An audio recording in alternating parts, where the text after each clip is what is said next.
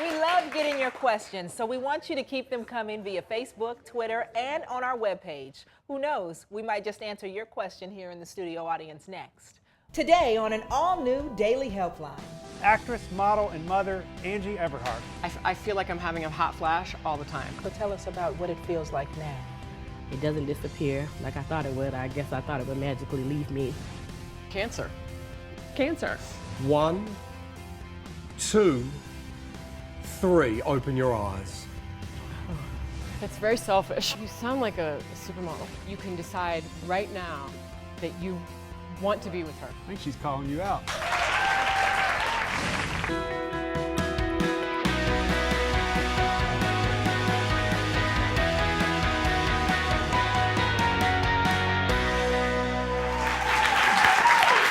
Hello and welcome to the Daily Helpline. I'm Miles Edcock. And I'm Spirit. And today's show is packed with questions from guests with interesting stories to tell. So let's get right to it. But first, I want to introduce our special co-host. Please help me give a warm welcome to actress, model, and mother, Angie Everhart. All right. Hey there. Hey there. It's so wonderful to have you. Welcome. So have a seat. So now, Angie, I have to ask you, as a supermodel, a Sports Illustrated supermodel who has been all around the world, how has being a mom kept you grounded with all the fame and the beauty and everything else around you? Well, as a supermodel, it's all about you. Yeah. And as a mom, it's no longer all about you. Amen. You know, so it completely changed my life for the better. Yeah. Because it's not all about me. I'm not so selfish anymore. I'm a much nicer person. Really? One of the things, I know you had a diagnosis last year that kind of just shook you to your core. Yes. You know, how's that impacted your life? I was diagnosed with thyroid cancer, and that changed my life. It changed my life completely. The one thing that it did, I always feel that out of every bad situation comes something good. Yeah. And what I learned is that every day is precious. And I look at my son, and I'm a cancer survivor. You know, Amen. You're a thriver. You're a thriver. Yeah. I'm a cancer survivor, and I will be here for my son, Yeah. you know, growing up. Yeah. Well, that's part of what we're excited about having you here is because you've been willing to share your story to help other people. And I think you're going to help us help some people today. Yeah. You ready? I'm excited. Yes. Yeah, well, we want to meet our first guest who's been through an experience very similar to Angie's. Lisa was diagnosed with thyroid cancer 4 years ago, and her life has never been the same since. Let's welcome her to the show. Come on, Angie. Welcome. Good to meet you, Mom. Hey, thank you so much for being here. Thank you. Meet Angie. Lisa, welcome. Hi. Walk us through your case.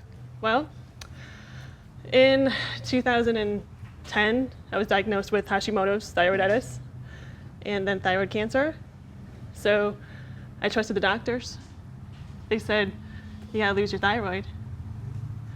Take a pill for the rest of your life and you'll be fine. And that's the furthest from the truth. I was lied to, and they don't care. I've been through 12 doctors, and I'm on my own. Did they actually tell you to have it removed and then you did?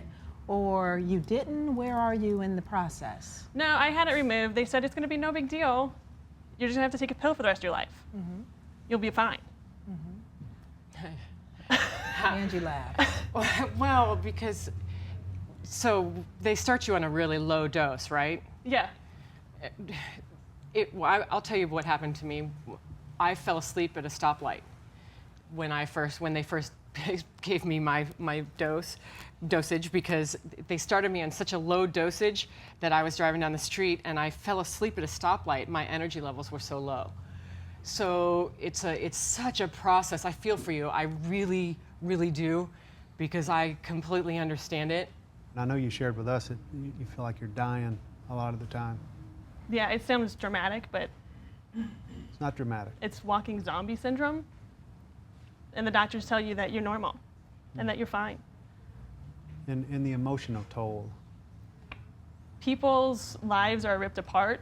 Thank God I have an awesome husband who is there to support me and understands Was my he there ups when and you downs. got the diagnosis? He was. I actually, Which was 4 years ago? yeah, 4 years ago. And I actually had my thyroid removed 3 days after our wedding.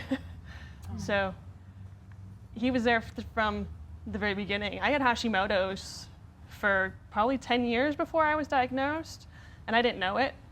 And the doctors always told me that I was normal. Yeah, for those of us that don't know, explain a little bit about exactly what Hashimoto's is. Hashimoto's thyroiditis is when your body attacks your thyroid. So you swing between hyper and hypothyroid. So one day you have a tremendous amount of energy bouncing off the walls almost. You lost 5 pounds doing nothing. And then the next week you've gained 10 pounds, you're in the bed, you're tired, you're depressed. And so, Angie, how important is the thyroid to the body?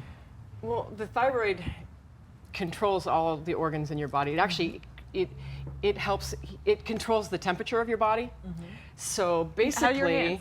Are you chilly? I shake all the time right now. Now because since my thyroid is out, literally I feel like I have Parkinson's. I could never be a surgeon, that's for sure. I am constantly, I feel like I'm having a hot flash all the time. I mean, I can't even imagine when I go through menopause what it's going to be like because I am always hot. Can you relate to the stress and the everything that comes with this diet? It's unbelievably difficult to get the medication correct. Yeah. Because I had doctors that were like, we're not going to go by the numbers because the numbers made me fall asleep at the stoplight. When I took too much, my hair started to fall out. And that, obviously, I can't have that because I wouldn't have a job. And I really feel for you, I really do. And I'm sorry that you had to go through. I'm going to give you a hug.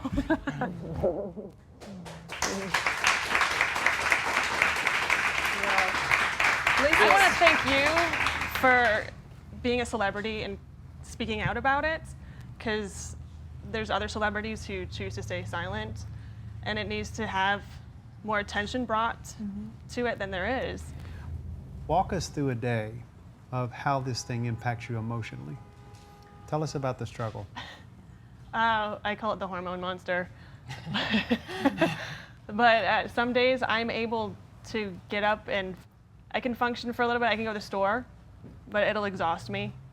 If I go to the store grocery shopping or something, I come home and that's it. If I'm having a bad day, I hit the couch. When this happens, so your energy is depleted and you don't have even enough to get off the couch, I mean, what does that feel like? I feel like a waste of space. And when you feel like a wasted space, I mean, my husband talks me off the ledge, not so much anymore because I've self-treated and I've got some of it under control. But, is this you know, impacting your relationship? it has, because when you have good days, they forget you're sick. And they don't, it's like, wait, you've just been able to, do this for, a couple days. And, I do stuff because he works and I don't work. And he'll come home and the house will be clean or something. And I'll be like, oh, it's great. And then the next day or next few, I'll let things go. And he's like, why didn't you do anything? And he's like, oh yeah. So I was having a bad day. And what about your other relationships? I don't really have any other relationships. I have a couple of friends that have hung on through it because I'm always sick. Yeah. But it's hard to maintain a social life because I'm tired. Have you given up? I have. I'm not getting the cancer screenings every year. I'm not getting my blood tested. I'm not doing it. I'm over it. Why today? Why do you ask this question? What is it in you that is asking and wanting to get better? Because you say, I'm giving up, but I want to find somebody that can help me. I want somebody, I want somebody to be able to guide me. When you go to a doctor's office and they only want to patronize you and you tell them that you've read stuff on the internet, they think that you're reading some random website. There's medical journals on the internet. And here's why this is important, because we can't fix that part. We can't change that. But what we can do is change the way it's affecting you, because I hear it's driving everything in your life right now. It is. Let's stop. And when we come back, we've got more with Lisa, okay, as well as Angie. There's much more for us to talk about on the Daily Helpline, so stick around. Coming up, what is it that you're trying to figure out? I'm trying to figure out how to live. We love getting your questions, so we want you to keep them coming via Facebook, Twitter, and on our webpage. Who knows, we might just answer your question here in the studio audience next.